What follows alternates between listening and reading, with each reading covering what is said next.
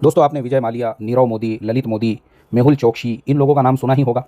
ये वो फ्रॉडी, ये वो धोखेबाज है जो हमारे देश के बैंकों को हज़ारों करोड़ रुपयों का चूना लगाकर आज विदेशों की नागरिकता लेकर विदेशों में ऐशो आराम की ज़िंदगी गुजार रहे हैं।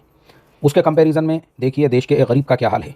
ये हमारे देश का वो गरीब आदमी है जो बेचारा अपने परिवार को पालने के लिए रिक्शा चलाता है, जो बेचारा अपने परिवार को पालने के लिए गाड़ा लगाता है, रेहड़ी लगाता है। देखो ये गरीब लोगों को आप देखो। हमारे देश में मेहुल चोकसी आसानी से देश छोड़ के जा सकता है, नीरव मोदी भाग सकता है, ललित मोदी भाग सकता है और ऐसे ही विजय माल्या 10,000 करोड़ रुपये का चूना लगा के भाग सकता है। लेकिन एक गरीब आदमी, आप मुझे बताओ ये कौन लोग हैं? ये लोग, इन पे इतनी तुम तेज़ी से कार्रवाई करते हो। मतलब हमारे देश का सबसे डिपार्टमेंट जो सबसे ज़्यादा एकदम अलर्ट होकर काम करता है, या सबसे ज़्यादा जो है ना एक्शन लेने वाला जो डिपार्टमेंट है, वो ऐसे गरीबों पे एक्शन लेने वाला। आप देखो, ये ऐसा भागते हुए तुमने मेहुल चोकसी को नहीं पकड़ा था, ऐसे भागते हुए तुमने विजय माल्या को अरेस्ट और गिरफ्तार नहीं किया था।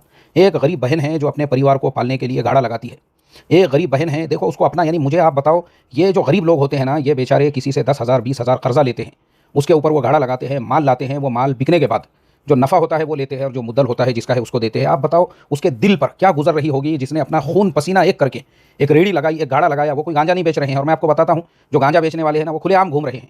गांजा बेचने वालों पे कोई एक्शन नहीं, चरस बेचने वालों पे कोई एक्शन नहीं। हाथ भट्टी की दारू बेचने वाले करोड़ोंपति बन गए, गांजा बेचने वाले करोड़ोंपति बन गए। एक्शन किस पे हो रहा है? उन गरीबों के ऊपर जो गरीब रेहड़ी लगाकर। अब आप बोलेंगे कि नहीं नहीं ये तो इलीगल है, रोडों पे इस तरह से धंधा करना, ट्रैफिक जाम करना बिल्कुल इलीगल है, कोई बात नहीं है इसमें, लेकिन उसका एक जुर्माना है। भाई आपने अगर इलीगल गाड़ा लगाया है, उसकी 500 की पावती है, 200 की पावती है। चलो 500 की पावती के बावजूद भी अगर लोग गाड़ी लगा रहे हैं ना, तो ये गवर्नमेंट की जिम्मेदारी है वो उन लोगों को जगह दे। ये कोई बांग्लादेश से आए हुए लोग नहीं हैं, ये हमारे अपने भारत देश के नागरिक है। ये चाहे किसी भी जात समाज धर्म के हो, लेकिन हमारे अपने देश के लोग हैं। और मैं बार बार जो मिसाल देता हूँ ना, थाईलैंड की, मलेशिया की, मैंने मेरी आंखों से देखा हूँ। वहाँ पर भी ऐसे गाड़े लगते हैं, लेकिन वहाँ की गवर्नमेंट ने एक सिस्टम बनाया हुआ है। भैया हमारे अपने देश के नागरिक है। आपको जानकर हैरत होंगी, मैंने मेरी आंखों से पासपोर्ट ऑफिस में, विदेश में पासपोर्ट ऑफिस के अंदर 2 बूढ़ी औरतों को देखा जो एक बड़ा जो है डाल लेकर, डाल मतलब जैसे सामान जिसमें फल फ्रूट रखते हैं ना, फल बेचने वाले, वो लेकर बैठी हुई है। कोई उसको रोकने वाला नहीं। पासपोर्ट ऑफिस के अंदर की मैं बात कर रहा हूँ। मैं जिनके साथ में पासपोर्ट ऑफिस गया, मैंने उनसे पूछा, मैं बोला भाई पासपोर्ट ऑफिस के अंदर ये लोग बैठे हुए हैं फल बेचते हुए। उसने कहा सिंपल सी बात है, देखो हमारे देश में, हमारे जो देश के देशवासी है ना, उनका बहुत ज़्यादा रिस्पेक्ट है, इज्जत है। अगर कोई देशवासी इस तरह का कारोबार कर रहा है, धंधा कर रहा है, उसने बड़े ऑफिसर की इजाज़त ली है, कोई प्रॉब्लम नहीं है।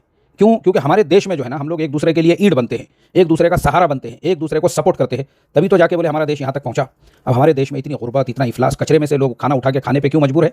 हम एक दूसरे की टांग खींचते हैं, हम एक दूसरे को कमज़ोर करने के पीछे पड़े हुए होते हैं। और हमारे यहाँ का जो चपरासी होता है ना, चपरासी या जो कचरा उठाने वाला होता है, अगर वो गवर्नमेंट का एम्प्लॉय है, वो भी अपने आप को मुख्यमंत्री से कम नहीं समझता है। और उसके कंपैरिजन में ये वीडियो देखो, यह है नेपाल के गृह मंत्री, रास्ते से गुजर रहे थे, एक औरत के पैर में चप्पल नहीं थी, उसको दुकान पे लेकर के अपने हाथों से उसको चप्पल पिना रहे हैं। क्यों? भाई उनको सिंपल सा समझ में आया हुआ है, भाई हम सेवक है, हम मालिक नहीं है, हम सेवक है। जब देश के मिनिस्टर अपने आप को ऐसा समझते हैं ना, वो देश खुशहाल होते हैं।